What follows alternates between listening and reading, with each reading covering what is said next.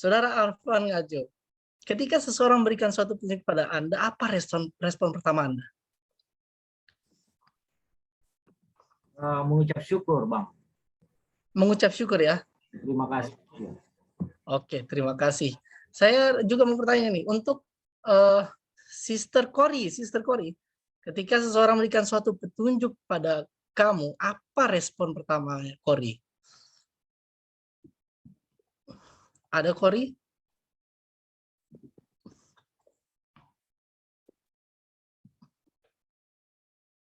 Suaranya nggak ada? Ada. Oh, Tadi ada. nggak bisa mute, nggak bisa unmute. Oke. Apa respon Cory? Kalau ada orang ngasih petunjuk, saya mikir dulu. Oke. Terima kasih. Kita sudah dapat 2 respon.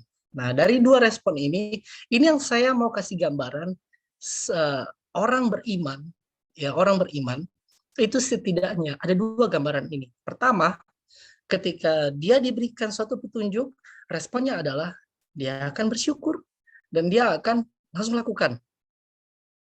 Yang kedua, dia akan berpikir, dia akan bertanya-tanya bagaimana cara melakukannya, lalu petunjuknya apa saja, lalu dia akan meneliti lagi sebelum dia melakukan, dan dia akan melakukan hal itu ketika dia sudah paham, dan ketika dia tahu bahwa ini resikonya saya sudah ukur dan solusinya bagaimana, ya seperti itu. Dan ada dua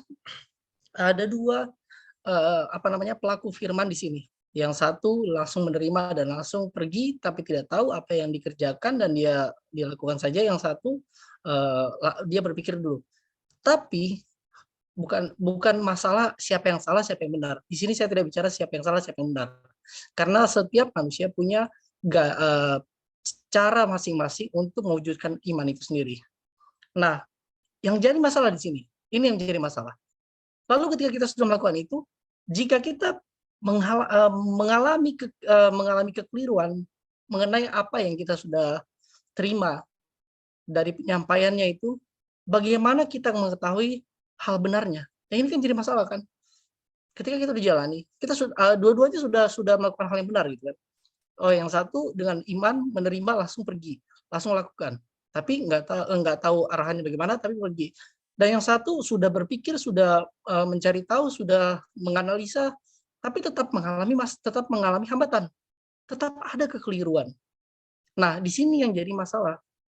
Nah, oleh karena itu kita butuh namanya ketika kita mempelajari firman Tuhan, kita butuh untuk meneliti berulang-ulang. Artinya ini adalah orang yang ketiga. Nah, meskipun kita sudah tahu dan ternyata kita mendapati bahwa ada kekeliruan, nah biasanya orang akan berhenti. Orang akan berhenti dan sudahlah begitu aja, sudahlah. Tapi tidak seperti itu. Oke. Ini yang saya mau sampaikan. Ada masalah dalam terjemahan yang kita pelajari mengenai ayat ini. Ini ada masalahnya. Dan itu sebabnya karena kita ini pembelajar Alkitab, kita akan coba telusuri ini dalam beberapa bahasa termasuk bahasa aslinya. Di dalam bahasa aslinya itu membingungkan, di dalam bahasa Indonesia ini membingungkan. Karena di sini kita dikatakan bahwa berarti di hukum Taurat itu tidak ada kebenaran, karena sekiranya ada kebenaran berarti artinya hukum Taurat itu tidak memiliki kebenaran dan sia-sialah kematian Kristus. Sedangkan hukum Taurat itu adalah kebenaran, Kristus pun adalah kebenaran. Tapi kalau kita baca dari bahasa Inggris, I do not set aside the grace of God, for if righteousness come through the law. Berbeda sekali. Kalau kita baca dari bahasa Inggrisnya berbeda sekali. Maksudnya itu adalah aku tidak mengesampingkan akan kasih karunia, tapi apabila kebenaran melalui hukum, maka Kristus mati itu sia-sia. Kematian Kristus menjadi sia-sia kalau hukum itu yang menjadi patokan. Maksudnya begitu. Sedangkan yang pertama itu berbeda jauh. Nah, ini berbahaya. Itu sebabnya kita harus mempelajari yang benarnya. Kita harus cari tahu. Dan ini bahasa aslinya. Ini dari bahasa Greka. Og, ateto, ten, karin.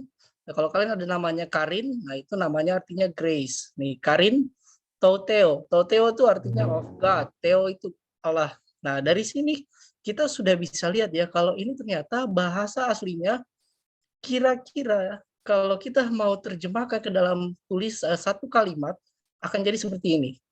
Nah, I do not set aside the grace of God, for if the righteousness is through the law, then Christ died for naught. For naught atau in vain itu sama. Karena maksudnya begini, aku tidak mengesampingkan akan kasih karunia Allah, dan sebab apabila kebenaran itu harus melalui hukum, maka kematian Kristus adalah kesia-siaan. Bahasa Indonesia kira-kira seperti ini. Aku tidak mengesampingkan kasih karunia Allah, sebab apabila kebenaran harus melalui 10 hukum Allah, maka Yesus mati dengan sia-sia. Artinya berbeda kan? Jadi inilah yang menjadi permasalahan ketika kita mau pelajari mengenai tentang kasih karunia dan hukum, kita mengalami kebingungan di sini. Kita jadinya menganggap bahwa 10 hukum itu nggak penting. Karena jelas ayat yang tadi itu menjelaskan seperti itu. Ini dia, aku tidak menolak kasih karunia sebab sekiranya ada kebenaran. Berarti tidak ada kebenaran. Sebab sekiranya ada kebenaran di 10 hukum, sebab sekiranya ada kebenaran, berarti tidak ada kebenaran itu. Sekiranya ada kebenaran, sekiranya ada gitu. Berarti tidak ada kebenaran di dalam 10 hukum. Artinya 10 hukum yang kita patuhi juga tidak berguna, lalu juga nah artinya juga apa yang kita lakukan itu semua jadi nggak ada gunanya. Karena Kristus juga jadi tidak berharga. Soalnya kenapa? Karena dengan mematuhi 10 hukum yang Allah berikan, yang Allah itu adalah Yesus juga. Jadi kematian Yesus juga percuma, nggak ada gunanya gitu. Tapi tidak seperti itu maksudnya, dan kita akan pelajari seperti ini. Ini latar belakang dalam Galatia 2. Paulus menulis surat ini kepada jemaat Galatia. Nah, di Galatia ada permasalahan ini. Apakah kita diselamatkan karena menurut 10 hukum? Karena orang-orang Yahudi merasa cemburu. Mereka merasa iri. Ini orang-orang ini kok enak banget ya. Kok mereka dapat janji yang sama dari janji yang diberikan kepada bangsa Israel. Kita mendapatkan janji yang sama ketika kita mengikuti Kristus. Artinya janji yang diberikan bagi bangsa Israel itu dilempar secara umum. Dahulu hanya boleh untuk orang Israel. Tapi ketika bangsa Israel menolak dan Yesus membuka kesempatan untuk menerima janji-janji Allah yang tadinya untuk bangsa Israel, sekarang kita berhak untuk menerima itu. Dan mereka iri dan mereka membodoh-bodohi orang Kristen di Galatia. Mereka membodoh-bodohi. Mereka bilang kalau hukum Taurat itu adalah hanya melalui hukum Taurat kita akan dibenarkan. Jadi mereka yang percaya akan Kristus, mereka sudah mengikuti apa yang Yesus teladankan, mereka tidak akan selamat. Kenapa? Karena hanya yang mengikuti hukum Taurat yang akan selamat. Itu yang terjadi. Dan disinilah penipuan itu, dan akhirnya diperbaiki di sini. Dan inilah yang sebenarnya, bahwa kematian Yesus itulah kasih karunia Allah. Apa kasih karunia Allah? Yesus mati. Oleh karena Allah mengasihi kita, maka Yesus harus menggantikan kita. Kasih karunia Allah itu adalah kematian Yesus. Dan tidak terpisah. Jadi 10 hukum dengan kasih karunia Yesus itu tidak terpisah. Itu sebabnya ketika seseorang mau menerima Yesus, artinya dia akan mematuhi 10 hukum. Itulah kasih karunia Allah. Ketika kita mendapat 10 hukum, kita mendapatkan kasih karunia Allah. Disitulah letaknya. Nah, ringkasannya ya, saya mau sampaikan ada 3. Yang pertama, the law in a perfect world. Perfect world di sini adalah seperti ini. Saya mau tanya, apakah ada di antara kita yang sudah pernah ke surga? Yoram, sudah pernah ke surga belum? Udah ada pernah ke surga aku. Udah pernah? Oke. Gimana surga menurut kamu, Yoram? Dia tidak bersungguh-sungguh kepada Tuhan. Oh, oke. Jadi kita dapat gambarannya begini ya. Surga yang kita tahu di dunia ini, kita sudah dengar-dengar, sudah tahu, sudah mengira-ngira seperti apa surga itu. Intinya kita mengharapkan kebahagiaan, kesempurnaan. Itu yang kita harapkan. Dan inilah yang dimaksud dengan mengapa hukum itu begitu penting? 10 hukum itu mengapa sampai begitu sangat penting? Karena dia membawa kita kepada kesempurnaan. Kita nggak tahu surga, tapi kita jadi tahu surga oleh karena kita membiasakan diri bersikap, berperilaku sebagaimana aturan-aturan di surga itu seperti itu. Kita nggak pernah ke sana, tapi kita sudah ikuti aturannya. Dan kita akan terbiasa untuk berada di sana pada akhirnya. God created human as morally free beings who could obey Him. Ini juga penting. Sejak kita diciptakan, manusia itu bukan pembangkang. Manusia ketika diciptakan itu sudah mematuhi Allah. Coba perhatikan di Kejadian 1 ayat 28, kita bukan ciptaan yang membangkang. Manusia ketika dibilang sama Tuhan, engkau akan beranak cucu, engkau akan menguasai bumi ini, apakah itu tidak dilakukan oleh manusia? Dilakukan. Dan manusia melakukan dengan sangat baik. Manusia sudah bertambah banyak, ada yang hitam, ada yang putih, ada yang berkumis, ada yang tidak berkumis. Itu menjadi banyak kan macam manusia. Ada yang jadi orang jahat, ada yang jadi orang baik. Intinya apa yang Tuhan katakan, manusia turut. Dan artinya secara alamiah kita, meskipun kita punya kehendak bebas, tapi moral kita hanya tahu hal yang benar saja. Kita nggak tahu hal yang nggak benar. Ketika kita diciptakan, moral kita tidak mengalami degradasi. Moral kita hanya tahu apa yang benar. Segala yang benar, segala yang baik, moral kita hanya itu. Kita terlahir dengan penurutan kepada Allah, karena Allah di dalam pemikiran kita, di dalam kesadaran kita, Dia adalah Sang Pencipta kita. Ya sama seperti kita mengasihi ibu kita. Kita mau nurut sama ibu kita. Karena apa? Karena Dia melahirkan kita, Dia mengurus kita, dan seperti itu rasa cinta kita kepada Allah. Ketika kita melihat, wah, pernah lihat ketika ayam begitu dia menetas, dan siapa yang dia lihat, dia akan ikuti. Dia pikir itu induknya. Jadi dia pikir induknya. Jadi kalau dia lihat kita, dia akan ikuti kita. Itu seperti itu anak ayam ketika menetas. Nah, kita pun juga begitu. Ketika manusia diciptakan, dia melihat Allah, rasa di dalam diri kita adalah kita menjadi mencintai Allah karena Dialah pencipta kita. Rasa cinta itu tumbuh dengan sendirinya. Sejak lahir kita sudah mencintai Allah dan kita menurut sama Tuhan. Nah, ini saya juga mau sampaikan, aturan dan kedisiplinan dalam pertumbuhan iman bermanfaat untuk menjadikan kita kaya akan kasih Allah. Ini saya mau sampaikan seperti ini. Kenapa kita kaya akan kasih Allah? Ada yang miskin kasih Allah. Kalau teman-teman yang bekerja di perusahaan-perusahaan pasti tahu istilah margin. Nah, saya mau sampaikan margin dalam ilmu perekonomian, artinya margin itu ketika sudah mendekati margin, berarti ekonomi kita semakin memburuk dan artinya perusahaan akan kolaps karena keuangan perusahaan tidak bagus. Jadi tidak boleh sampai mendekati margin. Nah, kalau margin kita semakin besar, berarti kita semakin kaya. Nah, seperti ini ketika orang mau mereka melakukan jual beli dan modal awalnya itu dipakai, lalu habis itu ada keuntungan dan keuntungan itu disimpan dan itulah sebagai margin. Nah, lalu marginnya itu tidak boleh berkurang, justru harus bertambah. Artinya ketika margin bertambah, kita akan semakin kaya. Jadi modalnya tetap, bahkan modalnya cuma segitu aja, tapi margin kita terus bertambah. Nah, itu kita akan kaya, perusahaan akan semakin subur. Seperti itu. Nah, begitupun dengan masalah aturan dan kedisiplinan. Ketika kita mau mengikuti aturan dan kedisiplinan dalam pertumbuhan iman, secara kita tidak sadari, kita membuat margin antara menjadi miskin iman dengan kaya iman. Nah, ketika kita semakin mengikuti aturan dan disiplin, kita disiplin apa yang Tuhan sudah ajarkan, kita akan semakin kaya dengan kasih Allah. Karena kasih Allah akan semakin dilimpahkan kepada kita ketika kita menurut dan disiplin dalam pertumbuhan iman itu. Nah, kita akan semakin kaya dengan kasih Allah, dan orang-orang yang sudah kaya akan kasih Allah, seperti siapa? Henokh. Bagaimana rasanya diangkat Tuhan hidup-hidup, dan dia merasakan indahnya pergi ke surga tanpa melewati kematian. Dia sangat kaya sekali akan kasih Allah. Sebegitu luar biasanya. Yang kedua, pelajarannya adalah law and grace.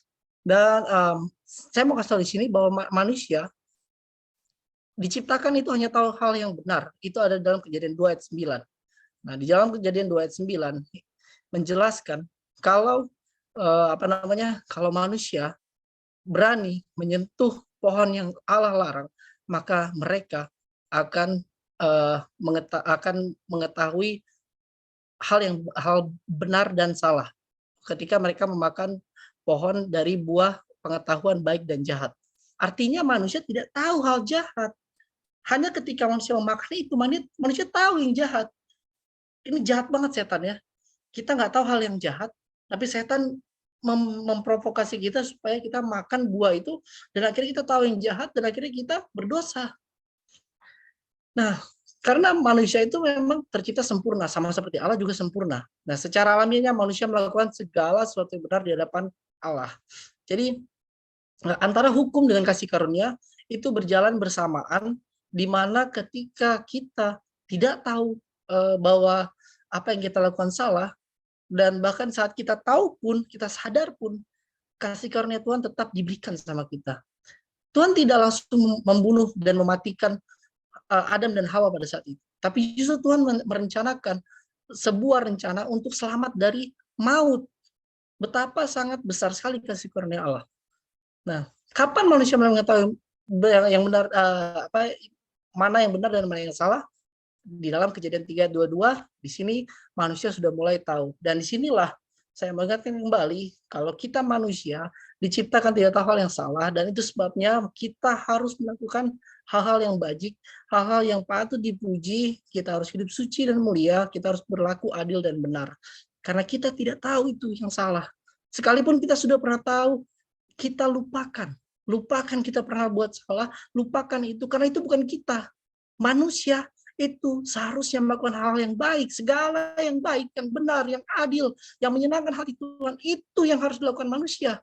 Kita pura-pura aja udah nggak pernah, kesannya pun kita buat yang jahat, kita udah tahu itu, pura-pura aja kita nggak pernah tahu. Jangan ingat-ingat lagi, jangan ingat hal yang nggak benar, kita ingat saja hal yang benar, karena itulah manusia yang sejati.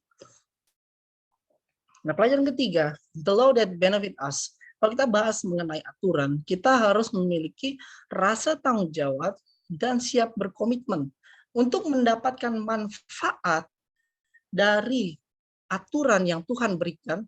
Kita harus bukan memiliki lagi, kita harus mengasah, kita harus asah rasa tanggung jawab, dan kita harus siap berkomitmen. Ketika kita menerima hukum Tuhan, kita harus pertanggungjawabkan itu. Kita harus gunakan itu sebagai cara kita untuk memperkaya iman kita.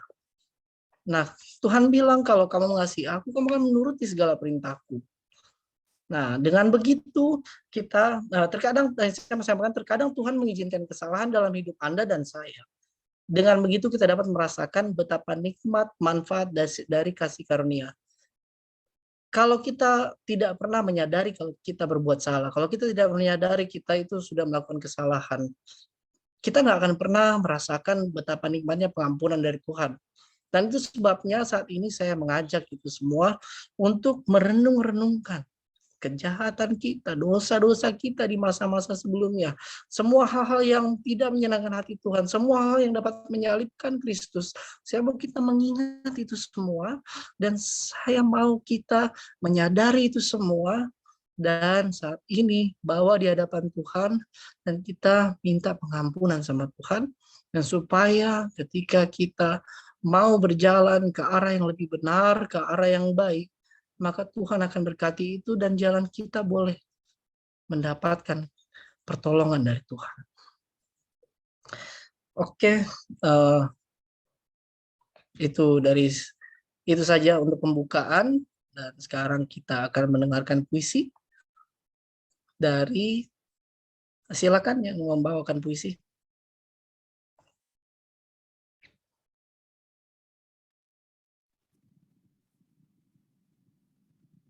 Selamat sahabat.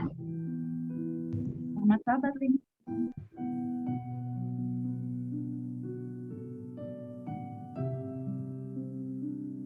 Hukum dan kasih karunia. Apa ada kebenaran dalam hukum Taurat? Memelihara hukum Allah legalis. Turut hukum agar selamat. Itu pendapat tak benar.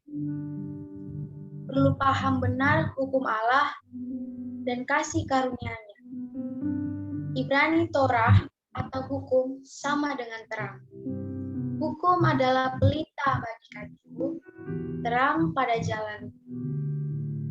Tak tersandung, tak tabrak perlu terang.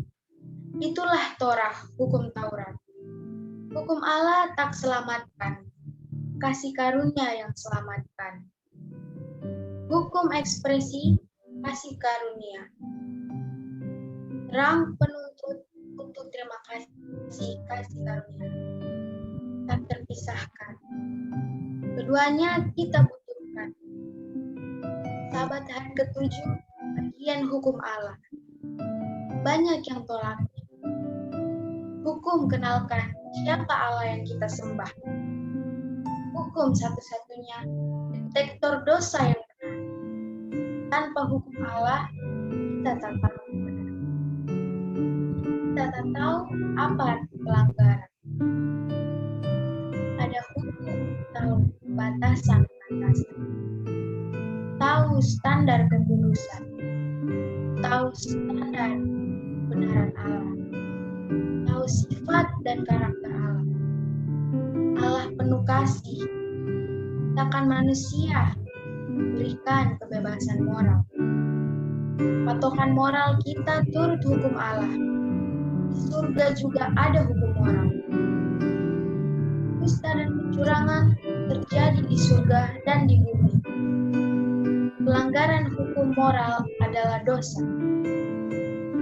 Kasih karunia Allah selamatkan kita. Sebagai respon kita, turutlah hukumnya. Jadi tanda kasih kepada Allah. Kasih karunia Allah sanggupkan kita turut hukumnya. Allah tak pernah berhenti kasihi kita seperti Israel yang tak terima Alkitab, tolak perjanjian lama. Katakan Allah kejam dalam perjanjian lama. Yesus penuh kasih pada perjanjian baru. Perjanjian lama pancarkan kasih karunia dan kasih Allah. Allah bicara secara individu pada Israel. Katakan Letoflav artinya supaya baik keadaan. Jika turut, Israel akan dilindungi, didukung, dapat kebaikan dan hal terbaik. Israel diingatkan penebusan dari perbudakan di Mesir dan semua tanda mujizat. Yakinkan mereka akan pertolongan Tuhan. Penebusan Israel kasih karunia Allah. Lambang penebusan Yesus dalam perjanjian baru. Ingatkan selalu perintah istirahat hari Sabat. Sabat ingatkan penciptaan juga penebusan. Pembenaran oleh iman, tema besar agama Kristen. Pekerjaan Tuhan yang tak dapat dilakukan manusia. Dakan kasih karunia oleh Yesus Kristus di salib. Bukan karena jasa-jasa atau kebenaran kita, tapi kasih karunia-Nya sesuai janji dari Injil kekal. Tuhan lakukan untuk selamatkan manusia berdosa. Kalau ada tuntutan untuk menurut, tapi penurutan tak selamatkan. Musuh Kristus, jenderal terampil dan terlatih, yang berontak kepada Allah di surga. Berusaha keras, hukum Allah tak berarti. 2 triliun galaksi maha dahsyat, hiasi alam semesta. Tentulah penciptanya sangat besar, melampaui semesta alam itu sendiri. Taruh di pikiran kita, Allah lah pencipta. Lah susun dunia ini dengan teratur. Ia menjelma jadi bayi, hidup tanpa dosa, mati di kayu salib hanya untuk selamatkan kita. Takutlah akan Allah dan berpeganglah pada perintah-perintah. Karena itu adalah kewajiban setiap orang. Amin.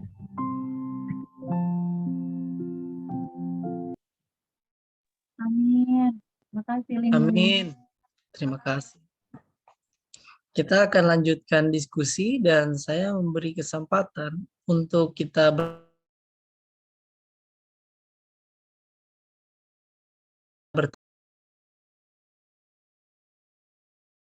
Oke, boleh saya diskusi? Boleh? ya, Yoram, silakan. Selamat malam buat teman-teman. Oke, selamat malam buat kita semuanya.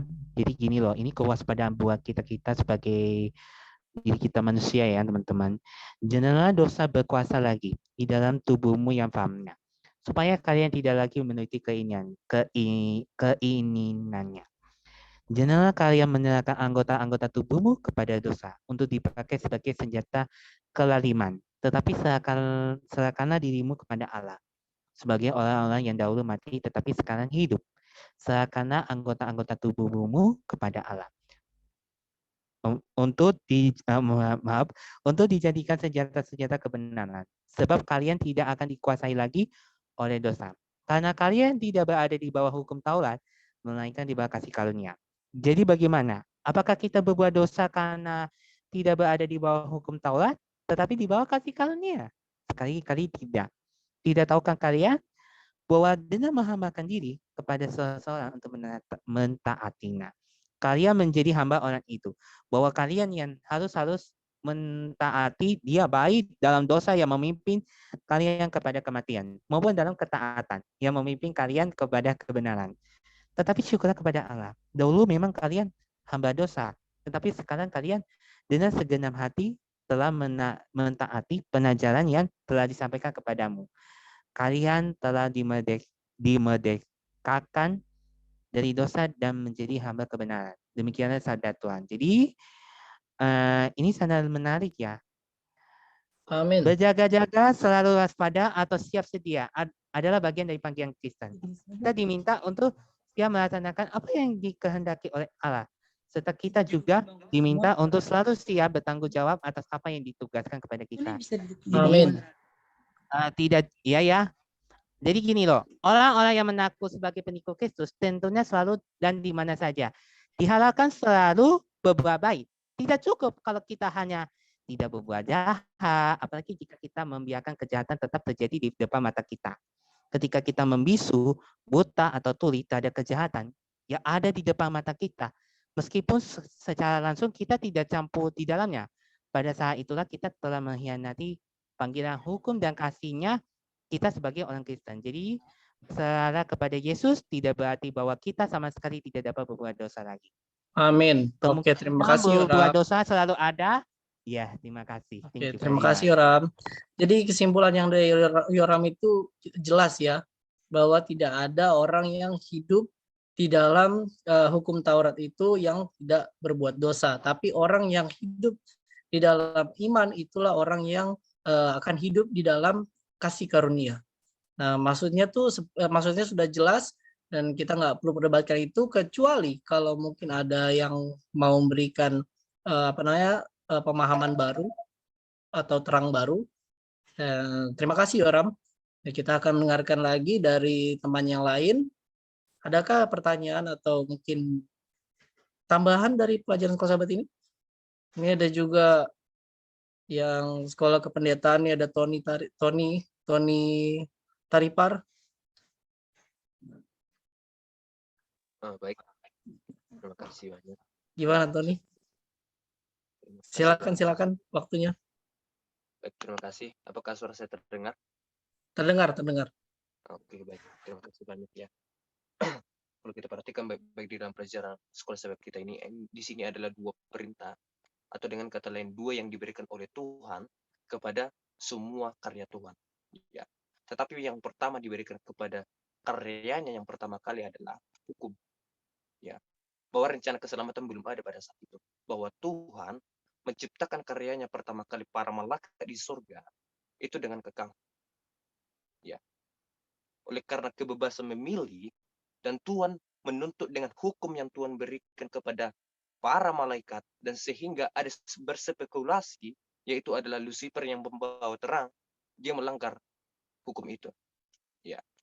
Dan artinya adalah ketika dia melanggar hukum itu, bahwa kehidupannya berubah. Ya. Jadi dia sudah memiliki apa? Dosa. Dan artinya Tuhan memberikan kesempatan kepada Lucifer untuk memberikan suatu pertobatan kepada dia. Tetapi dia menyia-nyiakan ketika Yesus mati di kayu salib. Ya. Yang sebenarnya yang mematikan Yesus itu adalah bukan ahli Taurat, tapi itu adalah Lucifer sendiri. Lucifer itu sendiri. Dan artinya adalah dia tidak memilih kehidupan kekal lagi sampai saat ini. Jadi yang menjadi aplikasi sih di dalam kehidupan saya, bahwa hukum ini bukanlah menyelamatkan, tetapi ini adalah standar kekudusan dan juga kebenaran yang Tuhan sudah sampaikan kepada kita semua karya Tuhan. Namun, oleh karena kematian Yesus Kristus yang membuktikan kasih-Nya kepada kita adalah yang begitu sangat luar biasa. Dan juga respon kita adalah untuk menuruti hukum ini. Agar dengan demikian, supaya kita memiliki kebenaran dan juga standar kekudusan. Tanpa hukum kita tidak akan memiliki kebenaran. Itu saja sih yang saya bisa tambahkan PhD. William, terima kasih. Oke, terima kasih. Ini kita mau dengar juga nih dari Sarawak. Ini ada Bro Gabriel. Bro Gabriel, apakah ada pertanyaan atau mungkin pendapat, ide dari pembelajaran ini? Oh, tidak ada. Oke, kita berlanjut lagi. Mungkin dari Saudari Novita. Saudari Novita, adakah pendapat atau pertanyaan? Saudari Novita hadir?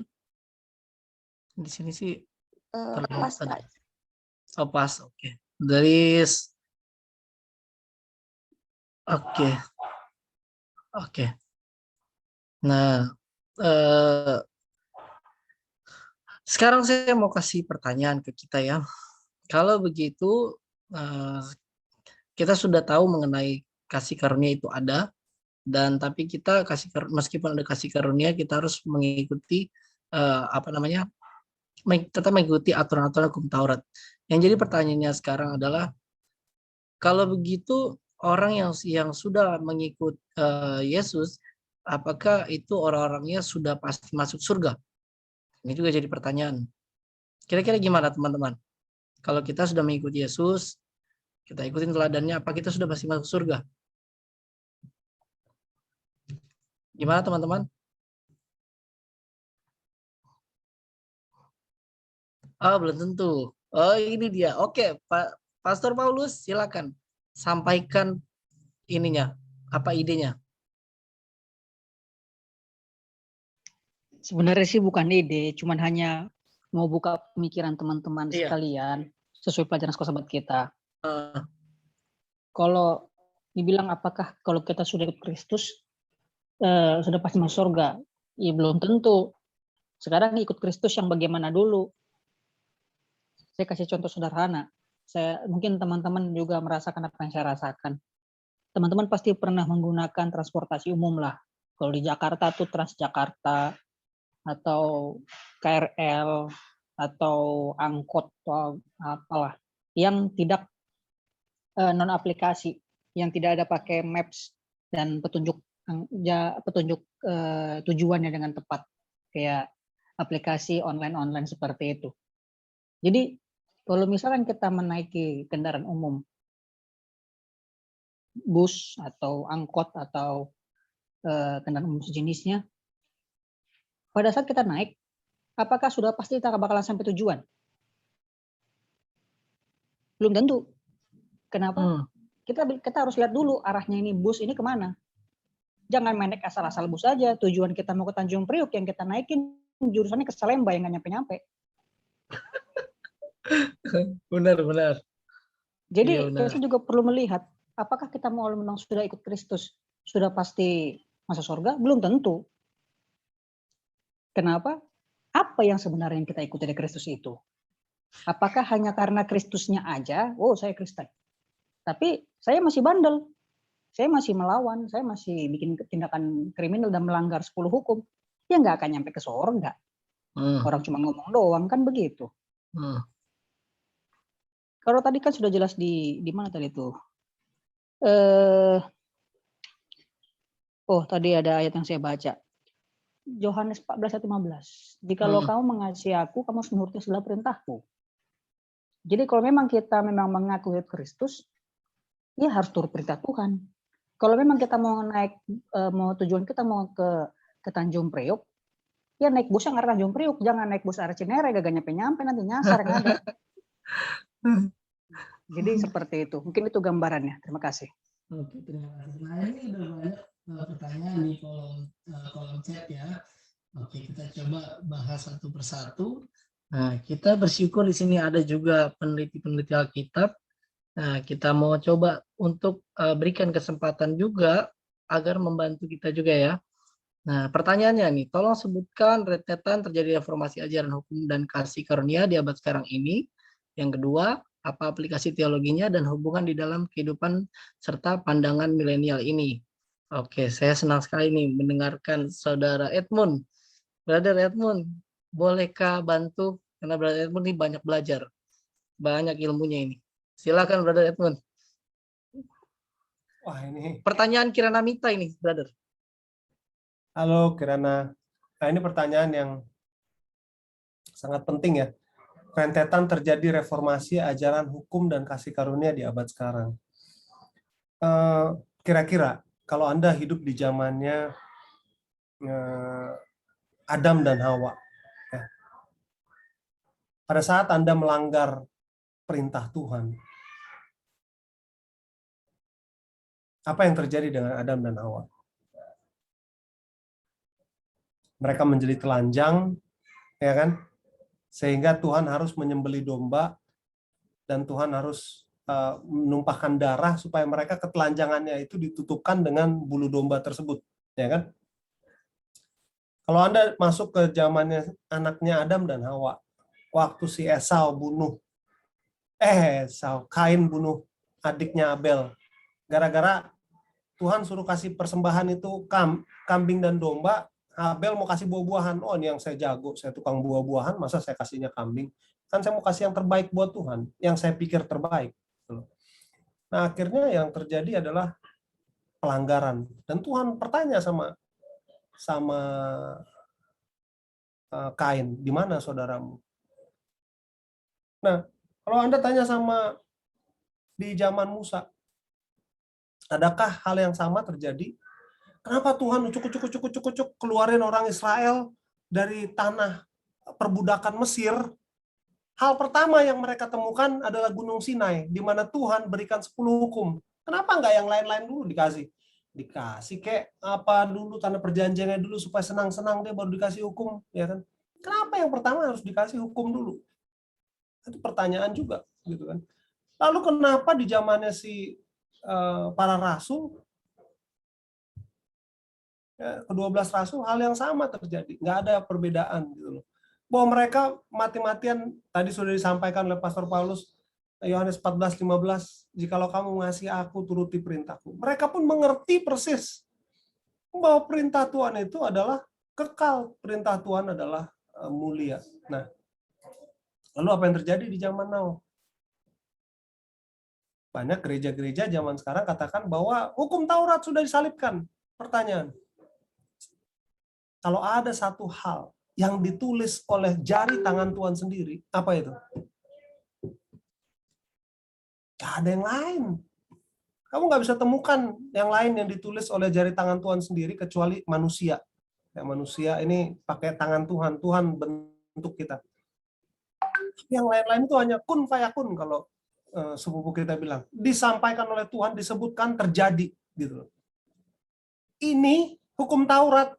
Tuhan aja nggak izinkan. Coba Anda baca di dalam ini ada saya share screen dikit ya.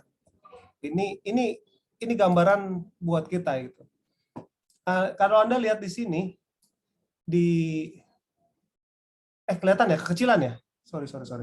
Saya kayaknya kecil ya. Gimana caranya? Oh oke. Ini. Di dalam kalau Anda lihat bisa kelihatan jelas? Bisa. Sudah. Anda lihat di sini ada dalam Keluaran 31. Tuhan memberikan kepada Musa setelah ia berbicara dengan dia di Gunung Sinai, kedua loh hukum Allah, loh batu yang ditulisi oleh jari Allah. Jelas ya? Nah, Di antara pasal 31 ke pasal 34, Musa ada ngamuk kan? Ingat nggak? Dia lihat orang Israel di bawah lagi pesta-pesta, nyembah-nyembah kambing lembu, anak lembu emas, domba sapi lembu emas gitu loh. Anak lembu emas. Lalu pas sudah dihancurkan oleh Musa itu dilempar ke tanah, Tuhan nggak izinkan Musa yang nulis. Dia lagi yang tulis sendiri. Dia suruh pahat 2 loh batu yang sama mula-mula, maka aku katanya akan menulis pada loh itu segala firman yang ada pada loh yang mula-mula yang telah kau pecahkan. Lihat betapa Tuhan peduli, titik komanya dia nggak mau biarkan salah satu kata pun dari 10 hukum. Something special dengan hukum ini. Makanya seluruh umat Tuhan di dalam Alkitab kita yang ada memelihara hukum. Dan mereka mengasihi Tuhan. Bahkan di akhir daripada buku yang terakhir di Alkitab, buku Wahyu, dikatakan apa? Wahyu 14. Inilah mereka berbicara mengenai umat yang sisa. Yang menuruti hukum-hukum Allah dan memiliki kesaksian Kristus. Anda bertanya, lalu kenapa orang-orang zaman sekarang katakan hukum sudah disalibkan? Nah itu pertanyaan itu harus ditanya sama mereka. Kenapa? Di mana ada tertulis? Hanya itu jawaban saya. Mantap. Dan ini juga sekaligus sudah menjawab ya pertanyaan dari Dr. John. Oke, apakah hukum Taurat bagian dari perintah Tuhan? Tadi sudah dijelaskan ya. Kalau tangan Tuhan sendiri yang menulis, jadi itu tidak Musa yang tulis. Itu sebabnya hukum Taurat ya jelas bagian dari perintah Tuhan karena jari Tuhan sendiri yang menulis, ayatnya sudah dikasih lihat. Oke, kita mau coba dengan pertanyaan yang berikutnya. Mungkin boleh tanggapan dulu. Oke. Ya, sorry motong. Mungkin juga sekaligus memperjelas wawasan kita seperti yang disampaikan tadi Bang Edmund tadi. Perlu kita pahami bahwa hukum Taurat itu banyak. Sementara yang kita bahas di sini bukanlah sekedar hukum Taurat, tetapi bahagian dari hukum Taurat. Contoh, hukum Taurat itu ada hukum sipil, bangsa Israel. Contoh, mata ganti mata, gigi ganti gigi, betul? Contoh yang lainnya hukum adat istiadat bangsa Israel. Hari-hari perayaan juga termasuk, itulah hukum Taurat. Hukum 10 juga termasuk hukum Taurat. Yang termasuk adat istiadat itu contohnya kalau di Perjanjian Baru, Yesus pernah berdebat dengan orang Farisi dan Saduki. Lihat itu, murid-muridmu. Makan kok cuci tangan. Kok nggak cuci kaki masuk ke rumah. Itu sudah melanggar peraturan Musa. Itu termasuk hukum Taurat. Jadi perlu kita perjelas, yang pelajaran sekolah sahabat kita tekankan pada malam hari ini, hukum itu ya loh batu yang Tuhan Allah sudah tuliskan kepada Musa, tadi Bang Edmund sudah sampaikan, itulah 10 hukum yang merupakan bahagian hukum Taurat. Nah, pertanyaan Bang Edmund tadi, kalau hukum Taurat sudah disalibkan, hukum yang mana disalibkan? Ada, yaitu hukum upacara yang dikatakan melambangkan Kristus yang telah tersalib, itu benar. Imamat pasal 23, itulah hukum upacara bangsa Israel. Hari Raya Pondok Daun, hari Raya apalagi saya lupa itu nama-namanya. Lalu buktinya di mana? Teman-teman nanti bisa baca di Ibrani pasal 4, Ibrani pasal 5 sampai pasal 7. Itulah penjelasan bahwa hukum-hukum upacara sudah tidak lagi dipakai karena sudah melambangkan Kristus yang mati di kayu salib, dan itu juga merupakan bahagian hukum Taurat. Jadi perlu kita pahami, kenapa kita tidak pakai hukum Musa, hukum sipil? Loh, memangnya kalau saya pukul Bro Engelbert, giginya lepas, emang mau dia balas lagi gigi saya sampai lepas? Kan gitu. Harus, atau saya jago lari. Ini juga salah satu hukum Musa. Ada namanya kota perlindungan. Kalau saya nggak sengaja pukul Engelbert, giginya lepas 2. Sorry bro. Terus apaan? Hukum Musa harus balas balik sampai giginya lepas 2. Saya lari. Kebetulan saya larinya kenceng. Sampai ke kota perlindungan duluan. Sampai di kota perlindungan, Bro Engelbert kagak bisa balas saya lagi. sudah aman. Nah, apakah itu bisa diterapkan di tempat kita? Tidak bisa. Hukum kita punya ada, yaitu apa?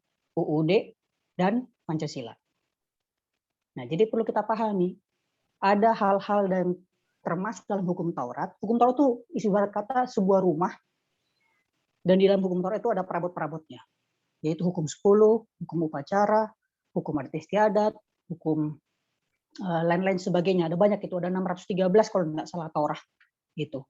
Tetapi yang kita bahas pada malam hari adalah 10 hukum yang ditulis Allah langsung di Gunung Sinai ke dalam 2 loh batu yang disampaikan oleh Bang Edmond tadi. Jadi perlu kita pahami penjelasan-penjelasan pemahaman tentang hukum Taurat sehingga kita bisa lihat yang bagaimanakah hukum Taurat itu bagian dari perintah Tuhan, pertanyaan Dr. John. Betul, ya 10 hukum bagian perintah Tuhan. Tetapi apakah mata ganti mata, gigi ganti gigi itu perintah bagian Tuhan? Nah, kan nggak mungkin seperti itu. Terima kasih. Oke, terima kasih. Jadi yang dijelaskan sama Pastor Paulus tadi itu adalah ini ya, Talmud Torah ya. Itu hal yang berbeda. Jangan sampai kita salah paham. Ya, karena ini seperti yang pertanyaan Kirana tadi, reformasi ajaran hukum. Itu pergeseran makna. Sebenarnya Taurat itu bukanlah hukum Talmud atau hukumnya Musa, bukan. Musa tidak pernah membuat hukum itu, tidak pernah membuat hukum Taurat. Jadi mereka melakukan pergeseran makna. Bangsa Israel sendiri yang melakukan itu, pergeseran makna. Jadi seharusnya hukum Taurat itu adalah 2 loh batu, tangan Tuhan sendiri yang menulis itu, tapi terjadi pergeseran makna, bangsa Israel membuat hukum yang baru. Dan itulah disebut Talmud Torah. Itu yang salah ya. Yang benar itu tadi, hukum 2 loh batu. Dan pertanyaan berikutnya adalah, bagaimana kita bisa menghindari jebakan untuk tidak menjadi legalistik ketika kita melihat hukum tersebut? Nah, ini pertanyaan hari Senin. Saya minta kesediaan dari Pastor Surya. Pastor Surya masih ada? Pastor Surya Sianipar? Silakan, Pastor. Ada.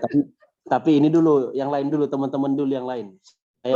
Ini penting, Pastor. Masalah legalistik, Pastor.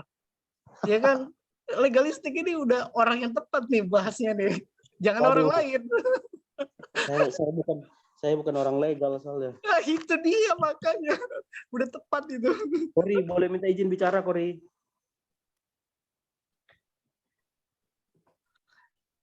Karena ini legalistik, kita butuh pastor yang sudah berpengalaman ya, yang juga mempelajari hal itu. Saya percaya Pastor Surya ini paham. Ini pertanyaan nomor berapa sih yang tadi ada di barisan mana sih? Siapa sih yang ngirim? Dan pertanyaan dari TX. Dari Bagaimana saya. kita bisa menghindari jebakan untuk menjadi tidak legalistik? Oh, pertanyaan hari Senin.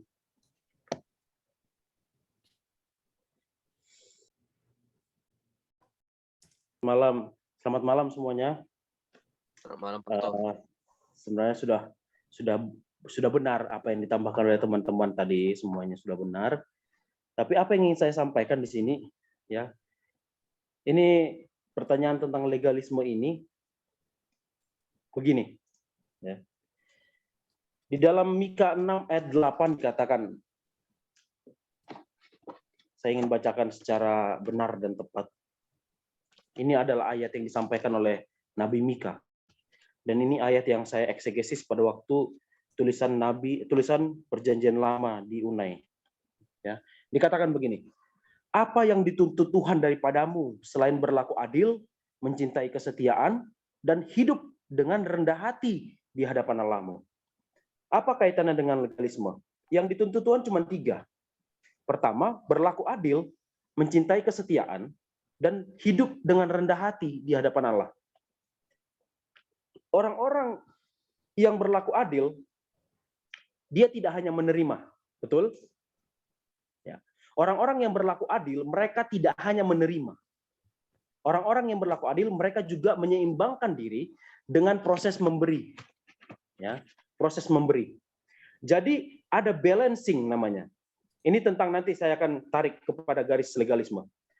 Kalau kemudian dikatakan yang kedua, mencintai keadilan, orang-orang berlaku adil, kemudian dikatakan belas kasih, ya, belas kasih. Mencintai keadilan, mencintai berlaku adil, mencintai kesetiaan. Bagaimana caranya mencintai kesetiaan? Apakah kata kesetiaan ini adalah sebuah kata benda? atau kata sifat, atau kata objek, ya. Bagaimana caranya mencintai kesetiaan itu? Kesetiaan itu begini. Apa yang Allah minta dari kita adalah penurutan kepada hukum. Dan penurutan kepada hukum ini Allah sampaikan di dalam Ulangan 10 ayat 13 dikatakan supaya memelihara kamu. Dan kalau kamu setia mencintai hukum-hukumku, maka kamu akan hidup dengan baik. Ya, hidup dengan baik.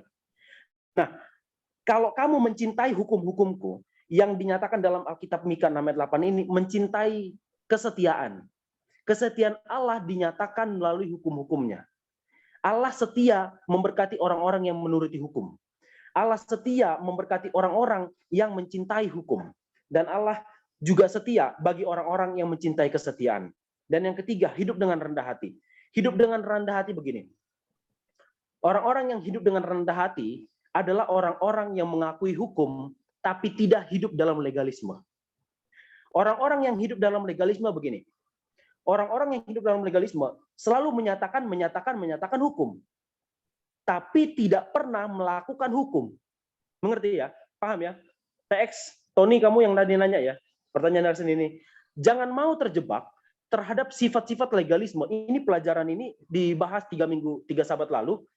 Legalisme ini dibahas begini. Kamu membicarakan hukum, tapi kamu tidak melakukan hukum. Kamu menunjuk-nunjuk orang tentang hukum, tapi kamu tidak melakukan hukum itu. Itu namanya legalisme. Dan itu bukan orang-orang yang hidup rendah hati di hadapan Allah. Sebab pelajaran kita pada hari apa dikatakan? Hari Rabu. Ini saya suka nih paragraf yang keempat dikatakan begini. Sekarang sebagai respon terhadap kasih karunia yang Allah berikan, kita perlu untuk menyatakan kasih karunia itu. Ngerti ya? Jadi orang-orang yang rendah hati di hadapan Allah, orang-orang yang mencintai keadilan dan berlaku adil adalah orang-orang yang menyatakan juga kepada orang lain. Makanya seringkali kalau orang-orang yang bicara tentang legalisme seperti ahli-ahli Taurat, Yesus katakan apa? Pada waktu Yesus berdebat tentang orang Samaria yang baik hati, orang Taurat itu nanya, Yesus, bagaimana sih caranya supaya aku mendapatkan hidup yang kekal? Padahal dia adalah seorang legalisme. Dia adalah penganut ahli Taurat, dia adalah penganut Taurat, tapi dia sendiri tidak tahu caranya karena dia termomok dalam pikirannya bahwa ketika saya melakukan hukum maka saya sudah selamat gitu. Padahal yang Tuhan mau bukan hanya melakukan hukum, tapi membagikannya kepada orang lain. Melalui apa? Melalui pembagian kasih karunia itu. Kalau kita bicara tentang minimal hal-hal kecil, praktek makanan. Di sana kita bicara tentang legalisme. Kalau kita bicara tentang hanya Ibrani 11 ayat 1 sampai sekian-sekian. Bagaimana caranya kita bisa mengajar, ini pelajaran ini berkaitan satu sama lain, hari Rabu balik lagi ke Senin, hari Senin balik lagi ke Sabat sore. Bagaimana kita bisa mengajar tentang hari Sabat hukum keempat kepada orang lain kalau kita bekerja pada hari Sabat? Itu orang-orang legalisme. Bagaimana kita bisa mengajar tentang hukum makanan yang haram dan yang tidak haram kalau kita masih makan yang haram? Misalnya makan-makan yang haram apa sih? Ya, pikir-pikirlah sendiri.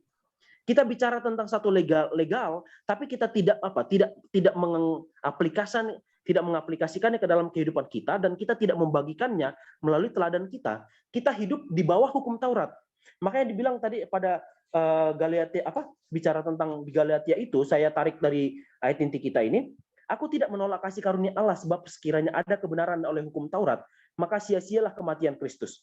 Kematian Kristus ini bukan bersifat legal. Karena kalau kematian Kristus bersifat legal, kalau dia sudah mati, sudah selesai tugasnya. Tidak usah penyelamatan. Karena kalau Yesus mati, itulah hukumnya. Yesus mati. Kalau orang berdosa, hukumnya adalah Yesus mati. Tapi kalau Yesus tidak menyatakan kasih karunia, maka Yesus adalah legalisme. Yang hanya kalau orang berdosa, maka saya mati. Tapi kalau dia adalah legal, maka tidak ada penebusan. Tidak ada tidak ada perlakuan penebusan, terjadinya penebusan. Tapi karena Yesus bukan orang-orang legalisme, akibat dosa Yesus harus mati. Kemudian akibat kematian ini muncullah kasih karunia. Dan ketika muncul kasih karunia, Yesus mengajak kita supaya kita jangan hidup jadi orang legal. Tapi kita bagikan juga kasih karunia itu kepada orang lain. Melalui apa? Melalui hukum-hukum Allah, melalui penyataan hukum Allah dan kasih karunia. Sehingga kita tidak bisa bedakan, kita tidak boleh membandingkan mana yang lebih tinggi, hukum atau kasih karunia. Karena itu berjalan bersamaan.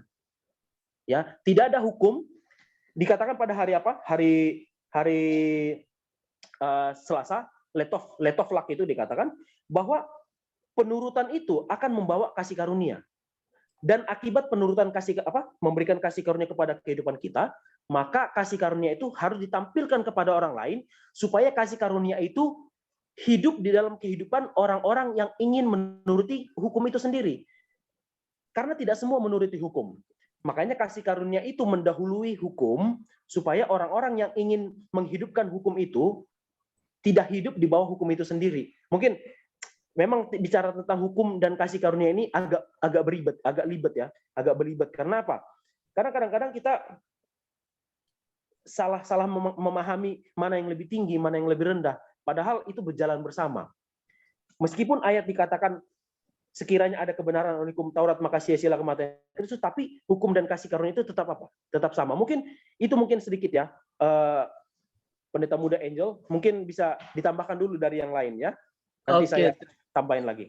Mantap, terima kasih. Saya tidak salah pilih orang ya. Nah, jadi sudah jelas 3 poin penting yang orang-orang legalistik. Yang paling pertama adalah mereka membenarkan diri. Ingat ya, kita dibenarkan, bukan membenarkan diri. Apa yang kita lakukan itu tidak berarti kita menjadi benar. Tidak, tapi kita dibenarkan. Nah, yang kedua, orang-orang legalis itu sombong. Mereka sombong. Ketika mereka melakukan apa yang benar di mata Tuhan, mereka sombong. Mereka akan mengangkat dada dan merasa mereka hebat. Dan yang ketiga, seperti yang Saudara Gok tadi bilang ya, Geseyombik. Nah, ini orang legalis juga, mereka munafik. Ada nggak sih orang yang nggak benar-benar berdosa? Di depan orang bisa kita bertampil seperti orang suci, tapi pada faktanya manusia tidak ada yang lepas dan tidak luput dari dosa. Nah, itu sebabnya mereka jadi orang-orang yang munafik. Oke, terima kasih, Pastor. Berikut ini kita akan bahas dari pertanyaan Dr. John. Nah, apa bedanya hukum Taurat dengan hukum perjanjian? Oke, saya berikan kesempatan untuk siapa saja, boleh. Bedanya hukum Taurat dengan hukum perjanjian. Kalau, mohon maaf ya, kalau mungkin jawabannya, saya tahu jawabnya, cuma maksudnya kalau sampai terdengar melenceng, saya akan cut, oke? Kita akan persingkat waktu. Terima kasih. Oke, silakan. Yang mau memberikan pendapat. Apa bedanya hukum Taurat dengan hukum perjanjian dari Dr. John? Silakan. Yoram. Oh, coba dari ini ada Pastor Kevin Rondo ini. Pastor Kevin, boleh mohon bantuannya, Pastor? Apa bedanya hukum Taurat dengan hukum perjanjian? Sepertinya masih banyak yang malu-malu. Nanti dari ada yang raise hand juga ya. Oke, Yoram, kita minta tolong untuk sabar ya. Oh, oke.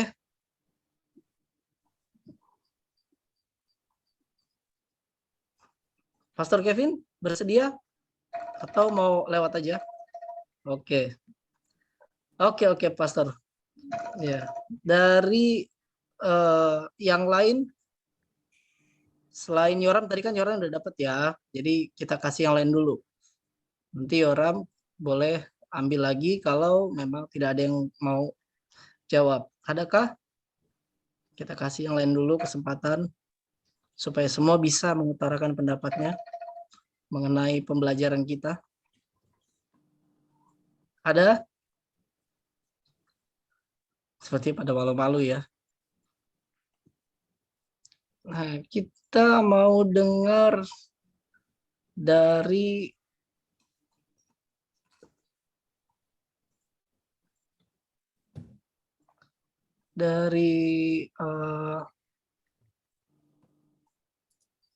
Pastor Angel, kalau memang agak berat pertanyaannya, boleh di skip dulu, nanti kita tanya-tanya lagi.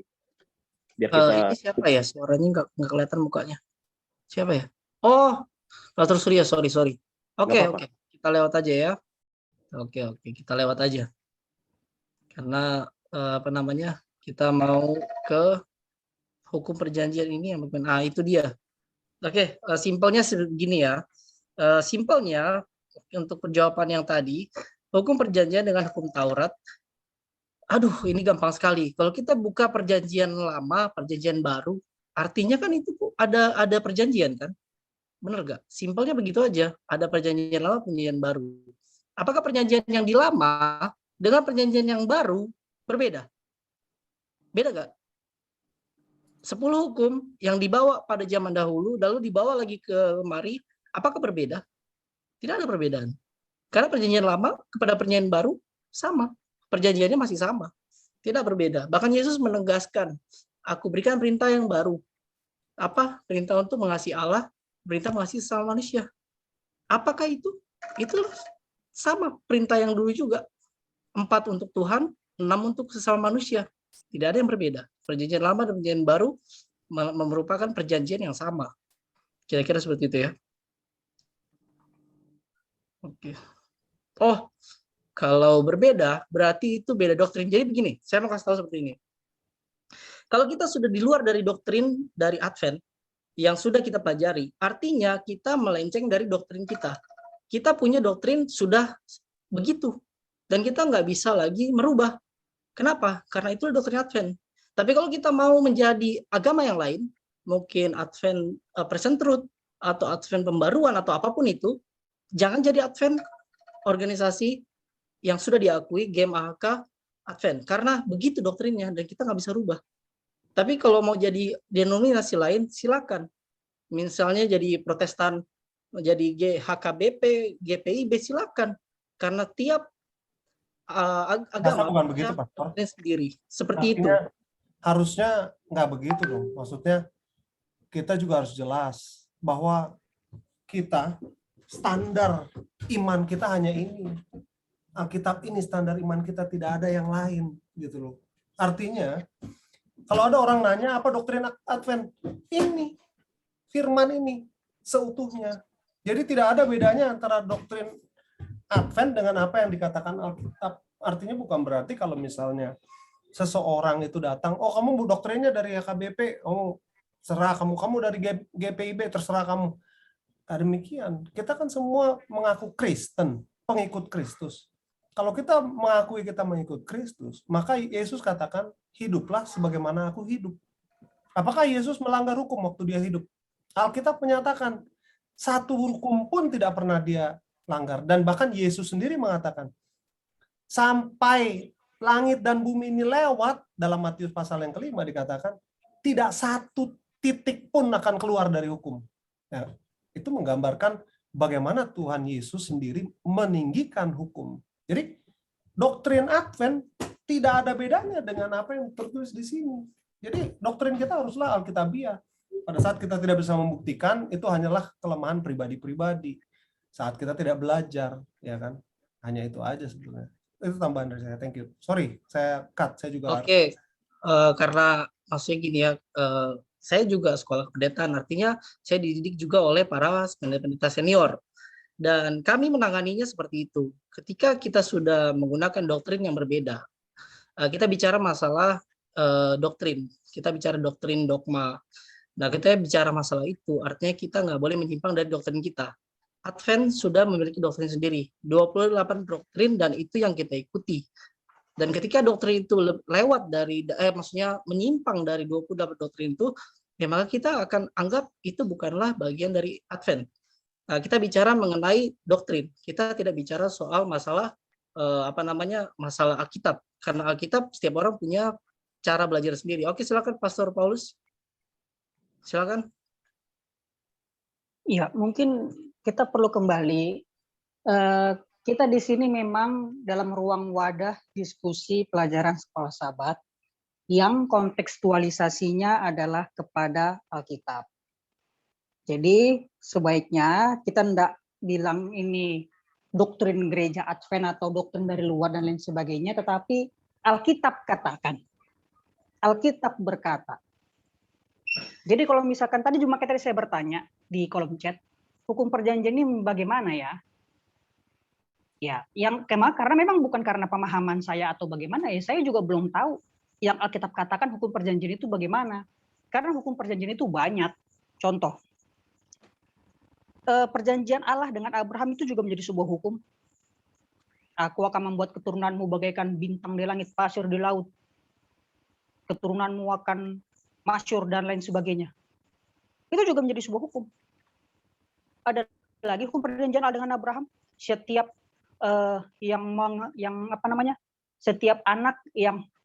setiap orang, setiap umat yang ingin menjadi umatku harus disunat. Itu hukum perjanjian juga. Baru hukum perjanjian yang lain juga banyak lagi. Contoh-contoh yang lain. Makanya tadi saya bertanya di kolom chat, hukum perjanjian ini yang bagaimana? Karena kita perlu lihat spesifik, basic to the Bible, kembali kepada Alkitab. Nah, jadi mungkin Dr. John di sini boleh ketik di kolom chat, atau mungkin boleh berbicara langsung, hukum perjanjian ini yang bagaimana, supaya kita bisa lihat kontekstualisasinya di Alkitab, bukan kontekstualisasinya gereja Advent. Mungkin itu dulu. Karena pelajaran kita membahas tentang masalah kasih karunia dan 10 hukum. Agar tidak melenceng jauh daripada pemahaman pelajaran diskusi kita pada malam hari ini. Tuhan berkati. Oke. Oh ini ya, ini ada jawaban komentar dari, saya tidak tahu ini pendeta atau bukan, tapi mungkin ini adalah pendeta, Bapak Henry. Hukum perjanjian bahwa Yesus akan datang sebagai manusia dan menebus kita dengan darahnya. Darah Yesus yang jadi perjanjiannya. Maksudnya seperti ini ya, kita bahas mengenai sekolah sahabat ini. Artinya ketika setiap pertanyaan yang akan disampaikan, saya tidak mau membicarakan ke hal yang lain. Artinya setiap pertanyaan akan kita jawab dengan sesuai dengan apa yang kita sudah pelajari di sini, supaya kita tidak menyimpang. Dan ini jawabannya sangat bijak. Hukum perjanjian bahwa Yesus akan datang sebagai manusia dan menebus kita ya, karena memang itu kita bahas. Kita bahas mengenai ini dan kita nggak usah pusing-pusing lari-lari kemana-mana, karena kita bahas mengenai masalah hukum dan kasih karunia. Bicaranya apa? Ya ini, Yesus datang, dia datang sebagai manusia dan menebus kita dengan darahnya. Itulah kasih karunia. Seperti yang sudah saya kasih tahu dari awal, bahwa kasih karunia itu siapa? Yesus yang mati bagi kita. Itulah intinya. Jadi kita nggak perlu lari ke tempat-tempat lain. Ini sudah pembahasan yang sesuai. Ada lagi pertanyaan? Mungkin silakan Pastor Surya. Ada tanggapan? Iya, saya tadi tanya di chat itu begini. Mana yang duluan? Menuruti hukum atau mendapat kasih karunia, atau dibalik mendapat kasih karunia baru menuruti hukum? Ya. Berbuat dulu hukum baru dikasih kasih karunia, atau dikasih kasih karunia dulu baru berbuat hukum? Mana kira-kira yang duluan? Ini kayak telur sama ayam. Nah, gimana Bang? Ya, coba jawab ya. Tadi Pak Kevin Saya tadi mau coba jawab ini. pelajaran. Pak Kevin, silakan. Oke, ada yang saya sudah jawab di atas, tapi juga saya coba jawab di sini yang terutama itu kasih karunia. Karena kasih karunia kita sampai kita juga selanjutnya diterima oleh iman.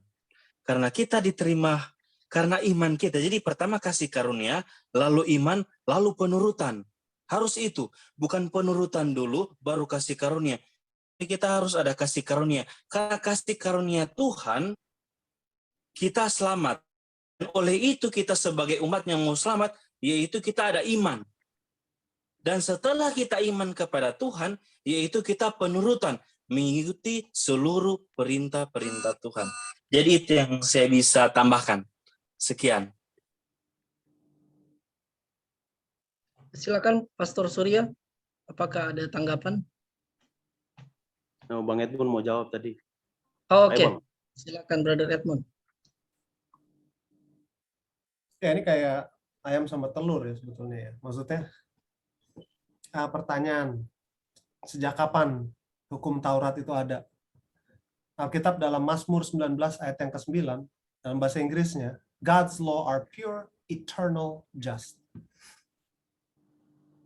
Hukum Tuhan itu eternal. Eternal itu berarti tidak ada akhir, tidak ada ujung. Ya kan? Pertanyaan saya yang mendasar aja, kalau hukum ini nggak penting, kenapa Yesus harus mati? Kenapa nggak dihapus aja hukum itu kan? Itu yang sederhananya gitu. Kalau hukum ini nggak penting, Yesus ngapain harus mati? Hapus aja hukumnya. So, kita nggak ada masalah dengan orang melanggar hukum, ya kan?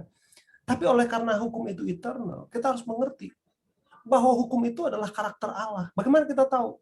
Yesus katakan, ya, dalam Yohanes 13 ayat 34, aku memberikan perintah baru kepadamu. Apa itu perintah barunya tadi saudara Surya sudah sampaikan? Pendeta Surya sudah sampaikan, yaitu supaya kamu saling mengasihi. Sama seperti aku telah mengasihi kamu, demikian pula kamu harus saling mengasihi. Nah, apakah itu perintah baru? Sebetulnya enggak juga kan? 10 hukum itu adalah perintah kasih, ya kan? Kasih kepada Allah, kasih kepada sesama manusia seperti mengasihi diri sendiri. Jadi itu gambaran yang sederhana mengenai. Jadi hukum itu adalah kasih. 10 hukum yang pertama, 4 hukum yang pertama ada diatur bagaimana mengasihi Tuhan itu kayak gimana sih? Oh, kalau kamu ngasih sama Tuhan ya janganlah ada Allah lain jangan juga kamu menyebut nama Tuhan sembarangan. Jangan kamu membuat bagimu patung. Kamu harus sembah Dia di hari Sabat. Itu yang harus kita sampaikan. Nah, bagaimana kita mengasihi manusia? Apa standarnya mengasihi manusia? Oh ya, jangan membunuh. Ya, jangan, kamu harus hormati orang tuamu. Jangan kamu mencuri. Jangan kamu berzina. Jangan kamu mengingini harta orang lain. Hukum itu untuk apa? Kalau saya sebagai seorang perokok, saya akan benci hukum. Kenapa? Hukum ini bikin saya susah hidup. Gak bisa saya ngerokok di sini. Gak bisa saya ngerokok di sana. Gak bisa saya begini begitu. Karena saya perokok. Ya kan? Tapi bagi saya, kalau pendeta Angel bukan seorang perokok, bagi dia ada ditulis dilarang merokok. Wah, dia senang. Karena apa? Bahagia dia. Ada ditulis dilarang merokok. Artinya saya aman di sini. Nggak ada orang di sini yang akan merokok dan menghancurkan saya punya pernapasan, ya kan? Sehingga saya tidak dapat kanker. Begitu juga dengan hukum. Hukum Tuhan itu bukan bermaksud untuk membatasi kita, tapi supaya kita, seperti kalau misalnya Anda di jurang, jangan sampai Anda jatuh ke jurang, gitu loh. Ada pagernya yang ini relnya loh, supaya Anda jangan jatuh. Jadi kita jangan terbalik juga. Mana yang duluan? Kasih itu adalah hukum. Makanya disebut oleh Rasul Paulus, ada Paulus di sini tapi bukan rasul. Kasih itu adalah hukum yang terutama. Itu yang Yesus katakan kepada orang muda kaya itu kan. Karena dia tidak mengerti. Yang dia tidak mengerti adalah mengasihi Tuhan Allahmu dengan segenap hatimu, dengan segenap pikiranmu, dengan segenap kekuatanmu. Dia nggak ngerti itu artinya. Dia cuma, ya udah, saya kan udah lakukan seminimal mungkin apa yang sebetulnya Yesus bilang mengenai jangan berzina. Kamu ngelihat wanita sedemikian rupa aja kamu sudah berzina. Kamu marah sama saudaramu dan menyebut raka, kamu sudah membunuh. So, Anda berpikir, nih Yesus makin berat lagi hukumnya. Tapi disitulah kita kurang mengerti bahwa hukum Tuhan itu dari awal adalah mengenai kasih. Bagaimana kasih itu melindungi kita semua. Kalau ada kasih, nggak ada orang bunuh-bunuhan di jalanan. Nggak ada orang, kalau ada kasih di antara kita, nggak ada orang akan curi-curi satu sama lain. Ya kan? Jadi, kecuali curi hati tentunya. Nah, itu juga menjadi suatu pergumulan buat kita semua. Ya. Harus kita mengerti dan mengenal apa itu hukum kasih yang eternal itu yang disebut Tuhan dari kekekalan. Kamu coba cari deh, Google search hukum Allah eternal. Wah, banyak sekali. The law of God eternal. Wah, ayatnya banyak sekali mengenai itu. Bahwa hukum Allah itu dari kekekalan sampai kekekalan sudah ada. Hukum apa? Hukum kasih. Makanya Alkitab menjelaskan dalam hukum Mazmur bahwa fondasi daripada kerajaan Allah, fondasi daripada tahtanya adalah hukum Allah. Itu adalah hukum kasih. Karena itu adalah karakternya, karakter Allah yang adalah kasih. Mantap sekali. Kita sangat bersyukur karena kita sudah mulai banyak sekali hal baru yang kita dapatkan. Dan akhirnya kita tiba pada penghujung acara. Saya pribadi sangat berterima kasih semua yang sudah berpartisipasi, yang bertanya, yang menjawab, Karena kita butuh ini untuk kemajuan iman kita, supaya kita jangan tersesat karena setan pandai menipu. Pandai menggunakan orang-orang pintar untuk membohongi kita.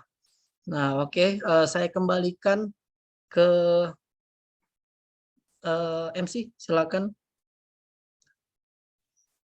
Pak, saya ada waktu 1 detik saja. Oh, oke.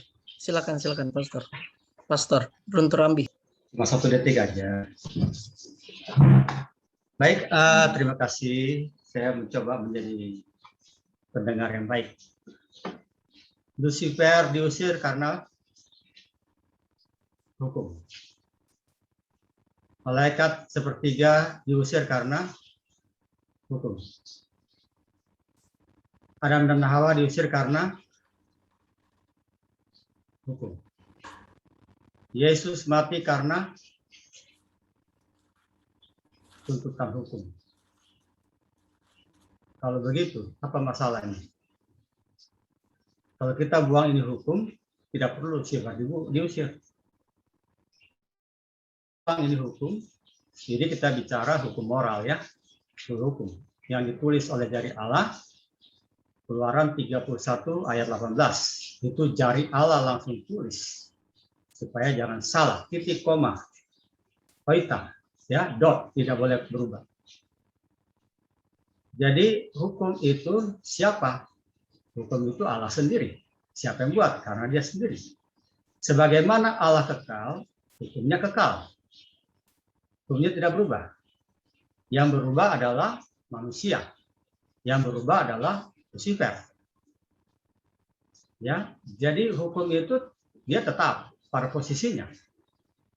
Manusia kalau mau selamat, ya bukan hukum yang selamatkan. Mau aman, mau baik, ikuti aturan.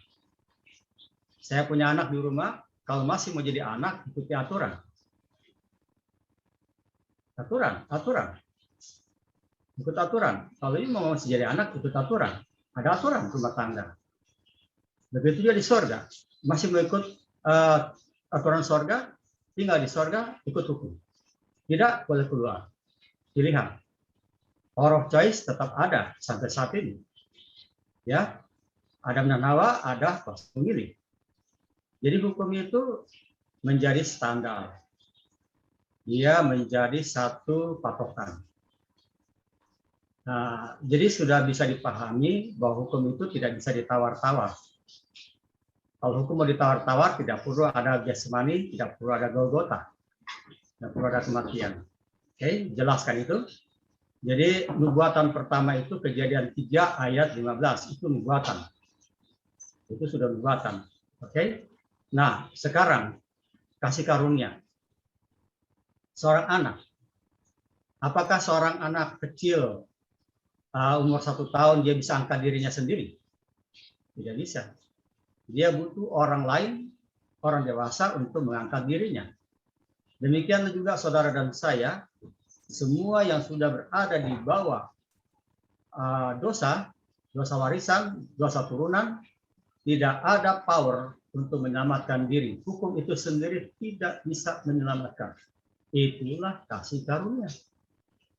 Saudara pernah kuliah, nilai saudara cuma bisa minus C.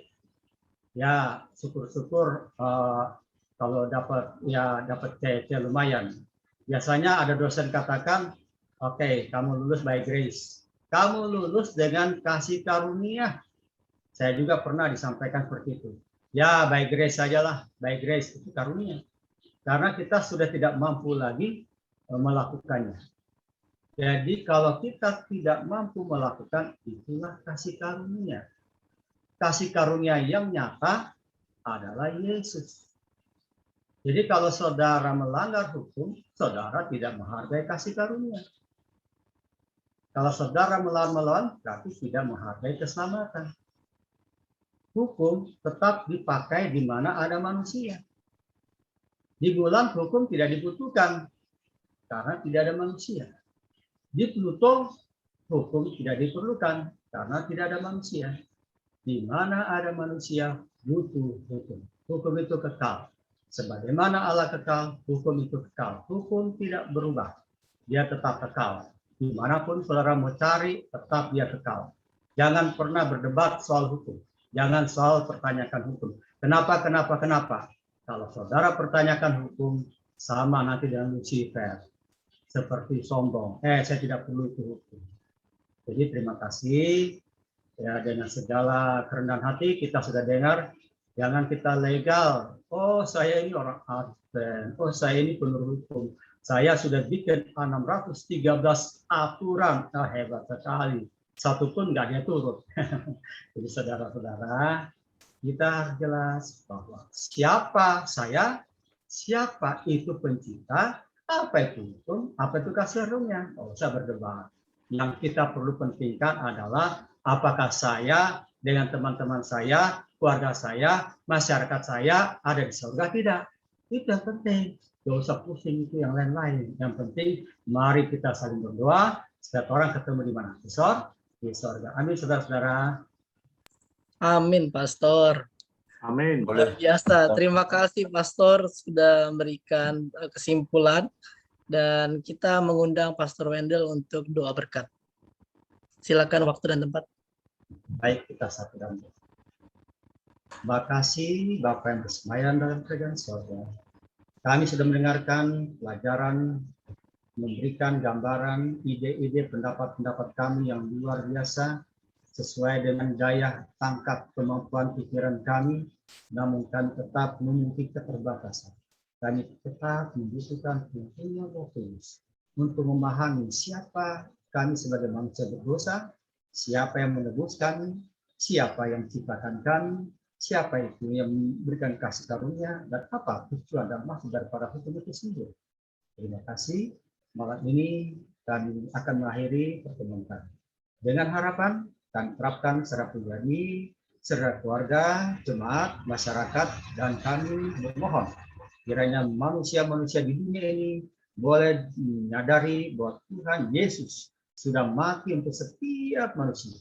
Terimalah Yesus sebagai Tuhan Juru Selamat pribadi, apakah lewat kehidupan berubah dalam kehidupan baptisan, ataukah dengan cara-cara yang lain, namun Tuhan memiliki rahasia masing-masing untuk menyelamatkan manusia. Kami merindukan semua manusia diselamatkan. Kalau boleh, jangan ada yang binasa. Terima kasih Tuhan dengan doa kami. Demi nama Yesus Tuhan dan Juru Selamat kami. Amin. Amin.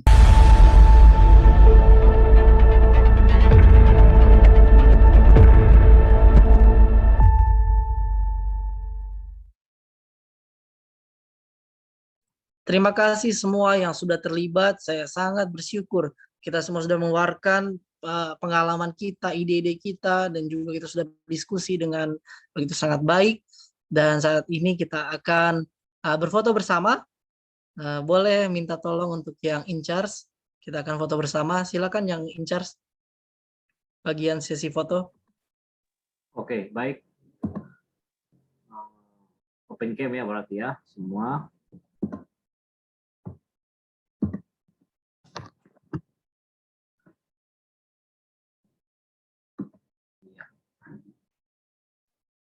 Masih ada yang belum buka ini? Ya, mungkin dipanggil pendeta. Kalau pendeta yang panggil ini langsung buka semua. Benar, Bernard sudah buka. Saudara Si Hombing, boleh open kamera. Saudara Henry Senewe, apa kabar? Saudara Senewe. Saudara Hasta Spangka, FNU. Saudari Tadi pendeta nggak doakan Yoram, pendeta ulang tahun Yoram. Ya, Yoram punya ulang tahun sudah lewat. Nanti kita rayakan lagi satu kali. Selamat ulang tahun Yoram. Selamat ulang tahun Yoram. Happy birthday Yoram. Dia punya ulang tahun agak lewat sedikit. Nanti kita satu kali rapelan saja. Wena, Grace. Halo Grace. Grace sudah buka. Wena, ada Grace lagi satu. Pastor Engel Esther makin Nenggolan. ganteng aja. Esther Nenggolan. Halo Esther. Ini ada Dr. John. Halo. Soalnya, halo WS. Ini WS ini siapa ya? Julius. Jenek. Julius. JJS. Marisa dari Manado, Yosef dari NTT, Onmet NTT, Rahmani. Oh, tuh reko. Reko. Baik, Oke, kalau ya, reko ya. buka, kalau tidak buka tidak reko itu. Mantap. Mesti Baik. reko. Kalau baik-baik reko mesti buka. Kalau tidak buka tidak reko itu. Berarti jahat-jahat itu. Wina, halo Wina. How are you, Wina? Ya, pendeta siapa? Ya, Andre. Halo, Andre. Ya, Wina dari Pemala sudah. Marsa dari Manado. Nenggolan di Sumatera ya. Esther Nenggolan. Kalau Esther tidak buka berarti pasarnya mau diambil orang ini. Halo, Esther. Oke, yang sudah ada laptop boleh buka. Denis Setiawan.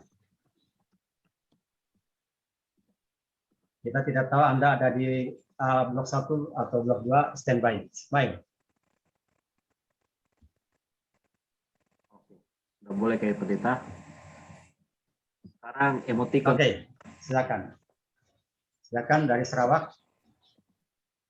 Ya, emoticon 2. Ini dari Sarawak.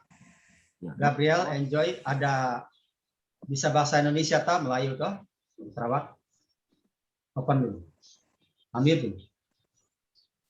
Bisa bahasa Melayu toh? Ambil dulu. Gabriel. Buka dulu. Ya, Pak. Gigi saya bisa bahasa Melayu. Bisa bahasa Melayu, Sarawak? Iya. Oke. Bisa. Apa kabar? Apa kabar, Sarawak? Pendeta foto dulu ya. Baik, sekarang. Boleh, ini udah kering giginya. Sudah foto dari tadi 5 kali. Belum pendeta. Oke. Oke, standby. Oke, emoticon 2, 3. Ya. Sudah. Tes berikut 2, 3. Satu lagi 2, 3. Oke. Silakan, mungkin Angel. Oke, selamat malam semuanya. Luar biasa.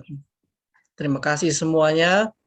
Sangat saya pribadi mengucap syukur atas kehadiran dan juga semua partisipasi. Dan kita akan sekarang untuk setelah ini doa berkat kan sudah. Kita sekarang langsung doa tutup atau kita? Udah. Terima kasih dari Kori. Oke. Pengumuman. Oke, silakan. Pengumuman.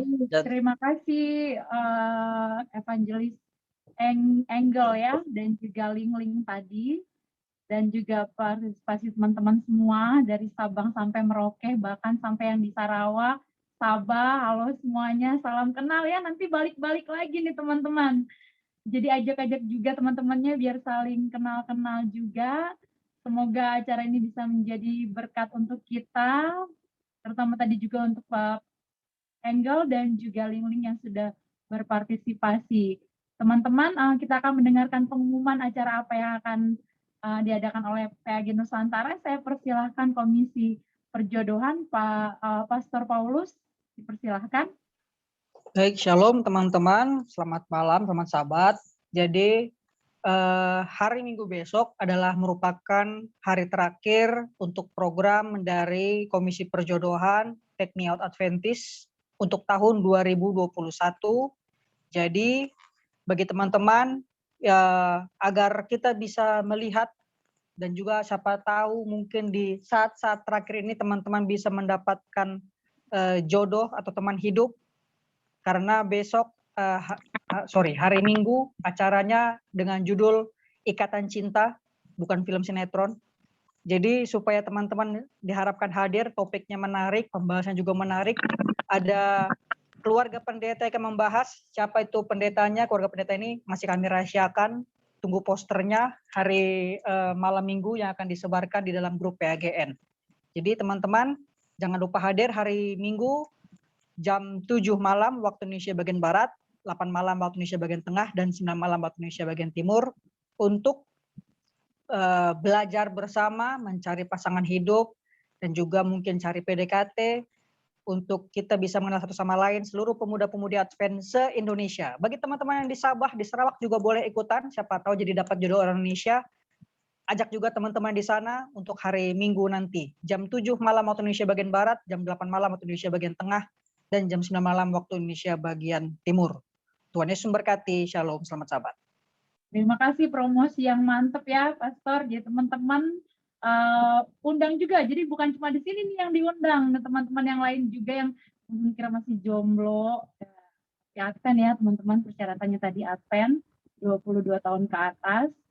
Dan jomblo ya, pastikan dia jomblo, jangan dia ada pasangannya kemudian dia ikutan lagi gitu teman-teman. Terus habis itu untuk yang mau gabung silahkan hubungi nomor yang sudah di-chat tadi, dan acara ini berlangsung live, bisa teman-teman share, bisa untuk menjadi berkat bagi teman-teman yang lain. Demikian acara kita, saya kembalikan ke moderator. Aduh, saya di chat-chat kayak gini saya suka ini.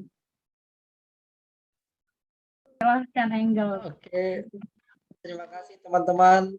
Kita akan berjumpa lagi di minggu depan. Semoga Tuhan memberkati kita semua.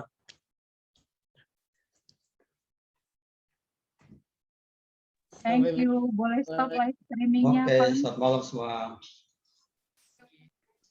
Mungkin ada yang mau bertanya ini. Selamat malam.